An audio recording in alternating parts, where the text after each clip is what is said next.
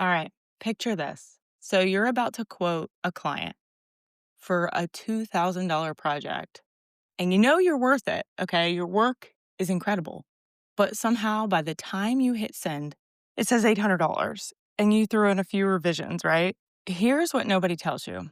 It's not about the money, it's about your brain. And see, there's this thing that happens in ADHD brains where we try to price ourselves. And once you understand it, you'll never undercharge again. So I'm talking about specific neurological quirks that make us sabotage our own success and the surprisingly simple way to hack them. So I'm Elise Smith. Welcome to the ADHD CEO. In the next 12 minutes, I'm going to show you exactly why your ADHD brain betrays you at invoicing time and how to finally fix it for good.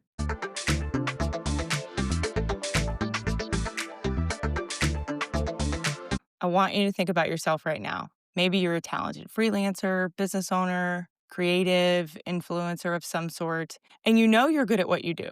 Okay, your clients love you. Your work speaks for itself. But when it comes time to quote a price, your brain basically just short circuits. I know. I know how it is. But here's what happens in that beautiful, chaotic ADHD brain of yours. You start calculating what you think you're worth. And then your brain goes, but wait, what if they think I'm too expensive?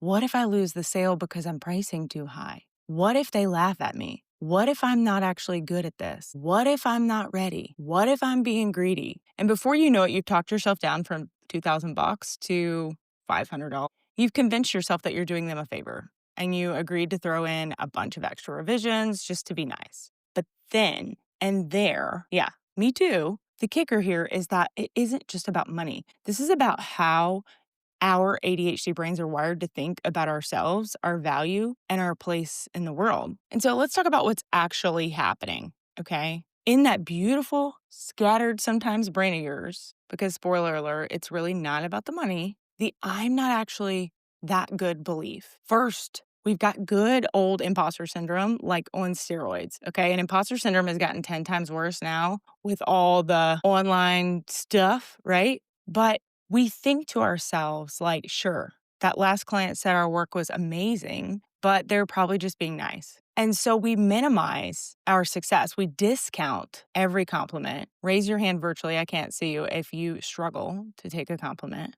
And we somehow convince ourselves that we just happen to get lucky. The thing here I need you to realize, because I need you to hear this, your ADHD brain is literally designed to notice what is wrong, what is missing. And it's like having this built in critic that never takes a day off. So when you're trying to price yourself, that critic is really, really loud. And so that I shouldn't be greedy, I should be grateful trap, that's this weird gratitude guilt we carry. Like, I should be grateful someone wants to work with me. Excuse me, you're not a charity case, okay? Unless you're running a nonprofit, which I do, by the way, all volunteer led, no paychecks coming from it. You're a professional. You're providing value. So this one just hits different for us ADHDers because we've spent our whole lives being told we're too much or we're not enough. So when someone actually wants to pay us, our brain goes, quick, don't mess this up. Take whatever they offer. And so it is a total rejection sensitivity nightmare. And when we talk about rejection sensitivity and rejection sensitive dysphoria for a hot second here, okay? For those who don't know, RSD is basically when rejection feels like getting hit by an emotional freight train. And it is very, very common with ADHD. And so the thought of someone saying no to our prices, chef's kiss, pure freaking torture. Okay. So our brain would rather accept $300 than risk that emotional devastation of someone saying our $1,500 quote is too high. It's not logical, but it's real. That external belief that we have, all the garbage that the world has taught us about money and worth, the starving artist mythology, right? Society has this weird romanticism of struggle, especially for creative people. Like, you're not a real artist unless you're broke and suffering. Like, newsflash, being broke doesn't make you or your work more authentic. It just makes you broke. And this whole trend now with us all working on social media and people thinking that it's not a real job. I don't know about you, but I have seen people make way more money on social media than you'd ever make where I live. And so for those of us with ADHD, who maybe took this like non-traditional path, maybe didn't have the fancy degree or the corporate background. Maybe you do and you dropped it all like I did and started working for yourself. We internalize this even more. We think that we have to pay our dues by working for peanuts. And then we have like this nice person trap.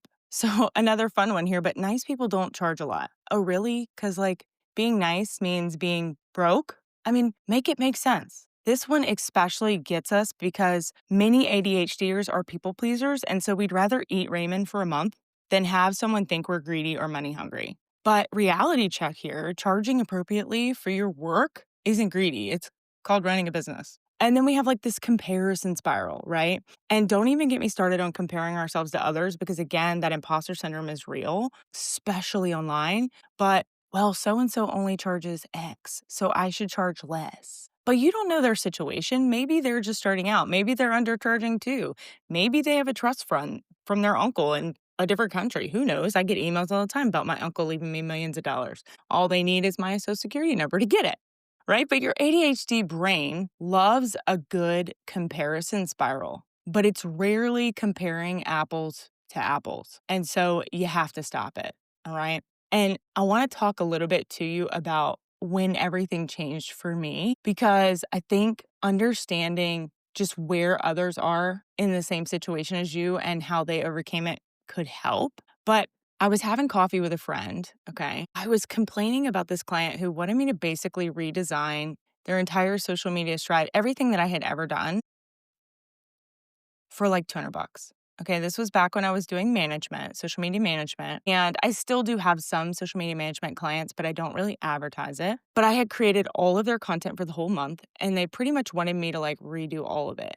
And I told them, I was like, look, I gave all of my clients at that time a deadline of when they could get revisions for the month. And they decided, okay, it was nothing that I did wrong. It wasn't even that they didn't like what I did, but they decided they were going to run this super massive sale and they decided on it last minute. And basically, they made that sound like my problem. Like, hey, we're now doing this sale and none of this content reflects this sale. Well, okay, you didn't tell me that until 3 days before we started, right? So, anyway, having coffee with a friend, and I'm venting at this point to her because I'm like, I worked hours on that. I don't want to scrap it. I had 2 VAs that helped me at the time, so I paid them already for work that this person's wanting me to scrap.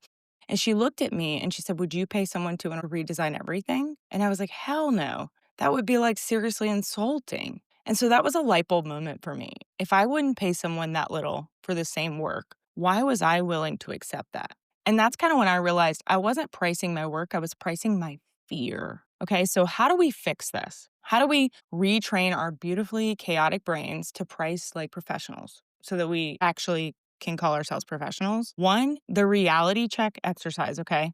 First, you need to get really real about what you actually provide. Grab a notebook, okay? Write this down. It hits different. And list everything you do for a client.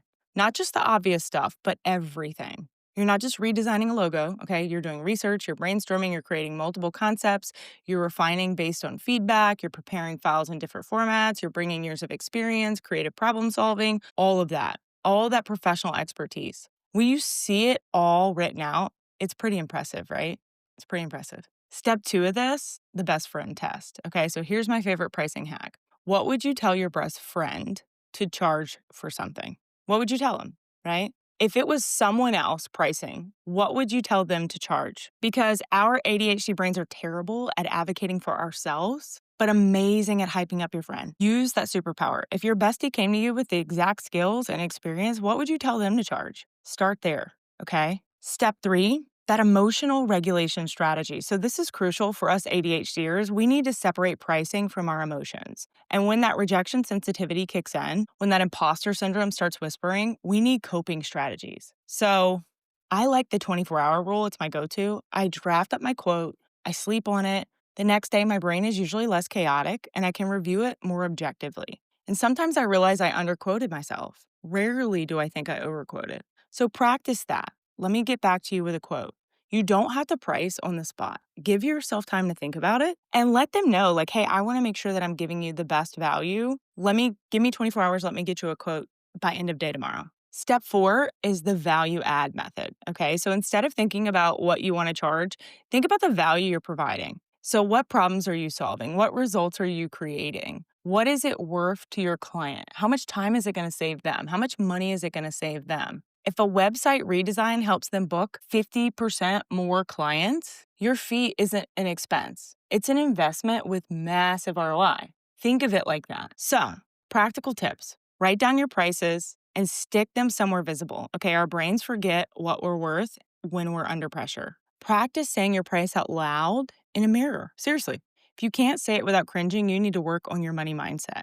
Create pricing packages instead of custom quotes. So it is easier for our ADHD brains and it prevents underquoting in the moment. So have some standard prices. Every no is just redirecting you to your ideal client who is going to happily pay your rates. Okay. So another reason I really recommend that you join communities of other business owners in your field, like Focus and Free, my membership, normalize talking about money and pricing. So look, you didn't start your business to be broke.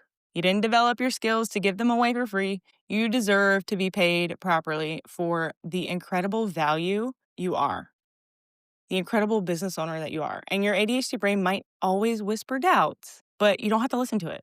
You're not too much. You're not enough. You're exactly what your ideal client needs, and they are willing to pay for it. So before you go, do me a favor. Right now, I want you to think of one thing you've been undercharging for, just one.